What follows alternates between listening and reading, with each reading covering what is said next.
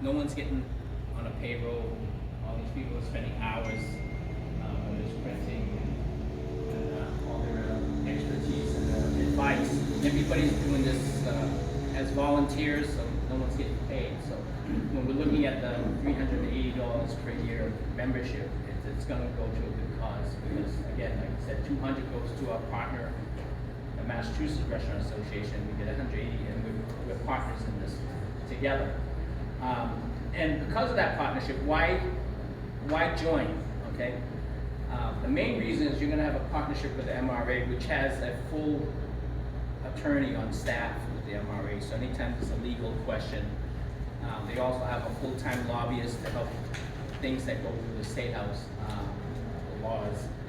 About 20, 30 years ago, I can't remember, such a long time ago, I was sitting where you were, okay, where the MRA, not the MARA, that's just now, but the MRA was pitching me to join. You know, somebody came to the restaurant and said, you know, you should join and become a member. And the first thing I said, what am I going to get out of it? Okay, and the first thing I thought was, oh, I'm going to get more business, or, you know, but that's not how. It's over the years and over the months that you really find, and it took me, you know, I realized pretty quickly the value of being a member. And if I took it on a personal level, it was basically I would, you know, somebody would bring in everybody has if you have a restaurant, you've seen this, somebody brings in a dog. And the first thing is, oh my God, a dog. And I didn't know what the laws were about kicking the person out or what the situation was, you know. So I called Steve at the Restaurant Association. I said, Steve, what's the story with the dog? And he says, basically, there's only two questions you can ask. And this is all news to me because I never knew. Because I would just say, no, if it's not a service dog, you're out. You know what I'm saying? I thought you had to be blind to have a service dog. So it was only two questions, and I'll just give you a short example of the benefits was, and he said, there's only two questions you can ask the customer. One is, does the dog perform a task? And the second question is, what is the task it performs? Is that right? Okay. I'm going to ask you the right questions, okay? And so basically, you know, I found out emotional dogs really are not service dogs. You know, so you know, we don't want to really create a big firestorm because next thing you know, you're going to end up in court. But this was one small example of how the MRA, if I didn't know that, how many people knew there was only two questions you can ask a customer that brings in a dog? No one knew that. You know, so my staff didn't know that, and I learned that overnight because of the MRA. So it avoids a lawsuit, perhaps. You know what I'm saying? The other thing that it helps me with is during the pandemic. You know, I didn't know. Okay, somebody that wears a mask or say they can't wear a mask because of medical condition. You know, did everybody find that happen sometimes? Sorry, I have a medical condition. So I asked the MRA, go, what's the story with that? Goes, well, if they can't walk from the door to this table covering their mouth or something, we got a big problem. So basically we told them, I'm sorry, you have to wear a mask. And they would say, I'm going to take you to court. We didn't care, you know, because we knew what the real situation was. There was many other cases where I called the MRA for advice. And now, because MARA and MRA are together, you're going to be able to call. If you feel not comfortable calling the MRA, but you feel more comfortable calling somebody here, you can call us with the exact same questions. If we don't know, we will find out for you. Okay?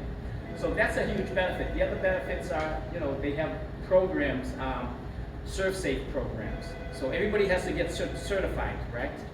You have to know the laws about certification, whether it's liquor, whether it's, you know, health and things like that. So they have the programs already set up for us. So we, as a matter of fact, have Loretta, who's in the back over there, she speaks Chinese, so she might be one of the people able to teach it, and as well as possibly get people that can translate into whether it's Chinese, Vietnamese, Korean, things like that.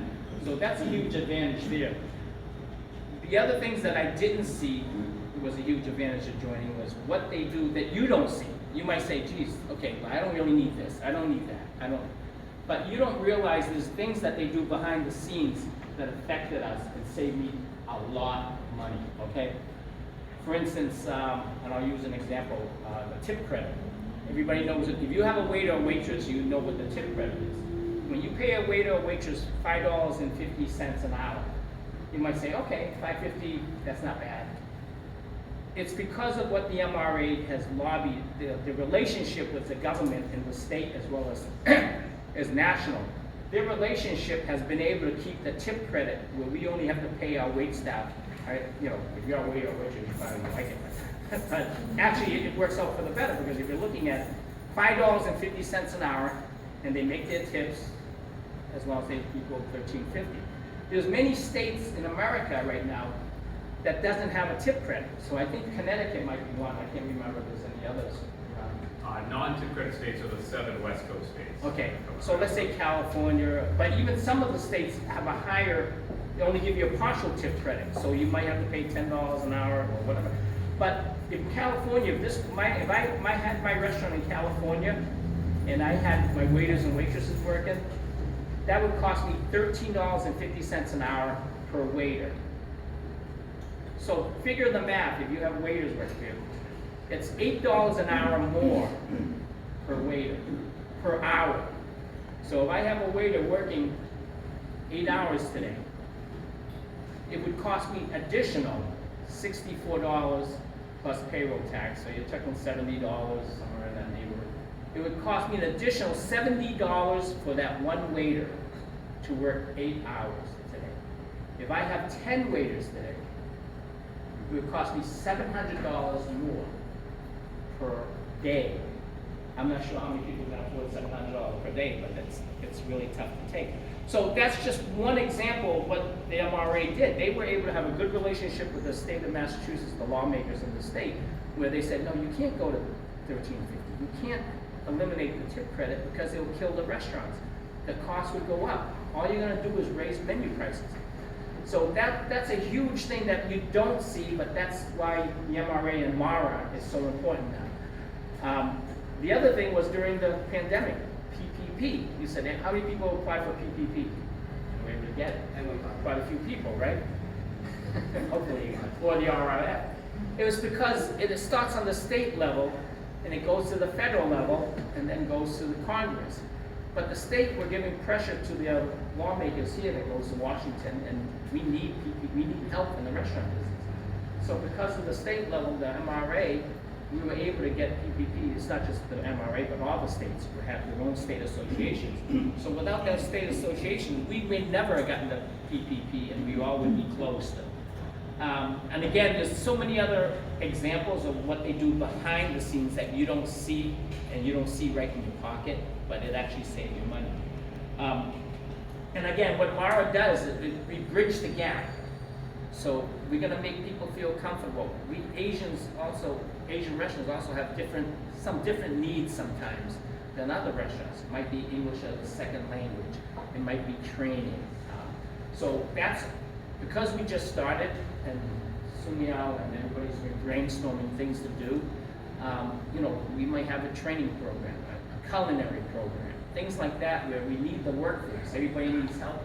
So we want maybe have a page on our website that says people looking for jobs and restaurants that are looking for help. So we can match that together as well. So we can be almost like Monster.com, but in the Chinese level, we just go to our website. We maybe match people to get people looking for help. So what MARA does is bridges what you would have gone to the Mass Restaurant Association for, but because we're now the face for the Asian community, we're hoping that it makes everybody comfortable in terms of reaching out to us. And we want to help you. And like I said, we're all volunteers. Sumiao and the other founders, they had that vision to help people and the passion about the industry. And so that's where we are now. We'd like to expand it as much as possible. Thank you.